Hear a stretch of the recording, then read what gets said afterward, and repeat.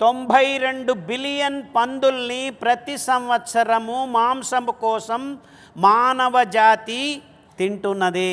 తినగా మిగిలిన ఆ పంది మాంసము, ఆవు మాంసము, కోడి మాంసము, ఇలా ఇంతకంటే పెద్ద సైజు బాయిలర్లలో వేడి చేస్తే కొవ్వు బయటకు వస్తే దాన్ని డాల్డా అని ప్రపంచం మొత్తము ఈ అభివృద్ధి చెందిన పాశ్చాత్య దేశాలు గడిచిన 25 సంవత్సరాలుగా సరబరాజు చేస్తుంటే భారతదేశంలో ప్రతి చిన్న పల్లెలో కూడా బేకింగ్ ఇండస్ట్రీ మొదలయ్యి మీరు తింటున్న బిస్కెట్, చాక్లెట్, కేకుల్లో ఈ పదార్థం చోటు చేసుకుంది.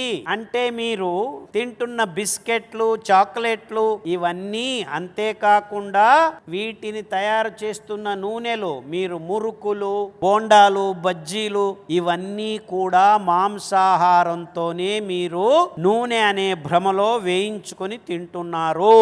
అర్థమవుతుందా? ప్రపంచంలో నా అభిప్రాయంలో శాకాహారులు ఎవ్వరూ లేరు. ఎందుకంటే మీ ఆహారం ఇలా తయారవుతున్నది.